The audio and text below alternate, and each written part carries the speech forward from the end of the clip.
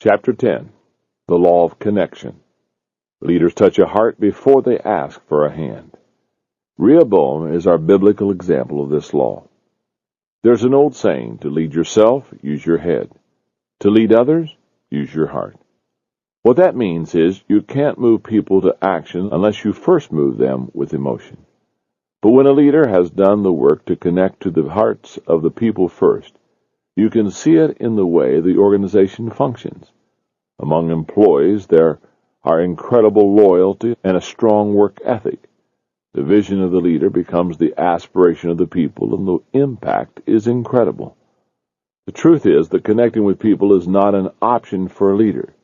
If you do not take the time to connect with your people, you will not be able to lead them effectively. In fact, a leader is not really the leader until he is connected with his people. Unfortunately, King Rehoboam learned about the law of connection the hard way. His life is a vivid example of how it's impossible for a leader to connect with people while pursuing selfish ends. Rehoboam was power-hungry and was more concerned about flexing his political muscle than connecting with the people.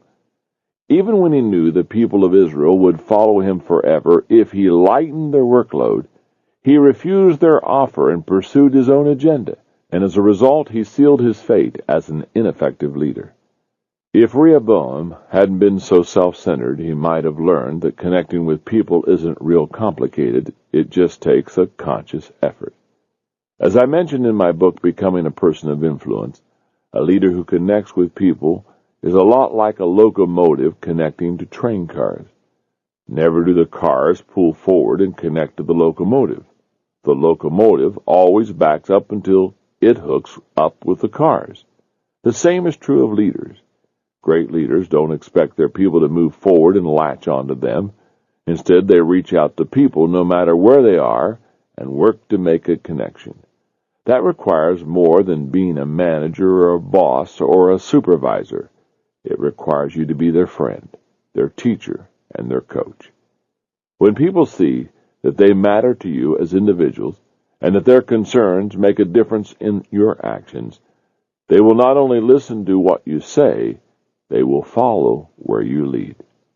Initially, Rehoboam had several opportunities to connect to the hearts of his people. On more than one occasion, his people clearly stated how he could win their hearts, and if he had listened, he would have had their hands in everything he wanted to accomplish. Instead, he tried to force them to follow him without any connection, and eventually his kingdom fell apart. In fact, there are 4 main changes that Rehoboam could have made to connect to the hearts of the people. As you listen to them, consider if any apply to you. Number 1. Instead of lecturing, listen. Rehoboam failed to listen, first to the people, then to the elders who gave him the right advice. He cared more about hearing his own voice than that of his people. If you struggle with doing too much talking and not enough listening, you may be missing opportunities to connect. Next time you're in a meeting, make a conscious effort to allow others to speak first. If you can, designate one meeting where you will do nothing but listen to the hearts of your people. Number 2, instead of projecting image, protect integrity. Needless to say, Rehoboam cared very little about integrity. He was more concerned with asserting his newfound authority over the people so they wouldn't perceive him as a weak leader, and he was willing to do whatever it took to make sure the people knew he was in charge. I've always maintained that anyone who has to tell people he's the leader isn't really the leader. If you have to explain to people that you're in charge, you may need to back up and spend some time building a trustworthy relationship with them first. Number 3, instead of demanding control, demonstrate compassion.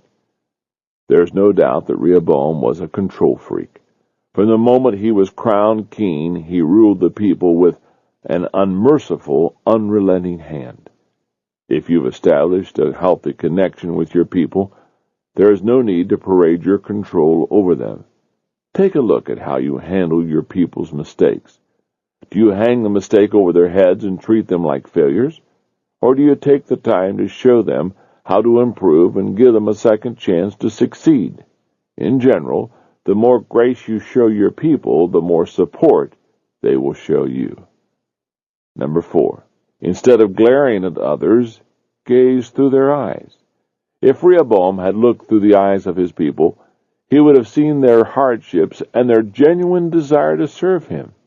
He would have observed an opportunity to win the loyalty of an entire nation, but he was blinded by his own pride. Do you know if your people are excited about the work your organization is doing? Have you taken time to ask them? It's always a good idea to regularly put yourself in their shoes. The insight of your people can be a valuable tool for determining what direction you should lead them. Eventually, every leader must face the prospect of making changes to improve the connection with his people. Ineffective leaders like Rehoboam often fear change at all costs and never break free of the status quo. The result? Momentum comes to a halt and leadership becomes stagnant. On the other hand, effective leaders are teachable. Their eyes and ears are always open to learn more, and they embrace change as a catalyst for growth and improvement. Because when it comes down to it, the work of connecting is never finished. As you reflect on the law of connection and the story of Rehoboam, think about this. Number 1, all great leaders have one thing in common. They connect with people. Number 2, connecting with people is the leader's responsibility. Number 3, connection starts with the heart. And number 4, connection requires intentional effort. How are you doing when it comes to connecting with others? As the leader, have you taken the responsibility for connecting with your people, or do you sit back and wait for them to initiate? As you prepare to turn off the tape, take the remaining minutes of your time to reflect on one person in your life with whom you have had trouble developing a relationship. Think of one action that you can take this week to create a better connection with that person. If you want to learn more about Rehoboam and the law of connection, read his story in the book of 1 Kings.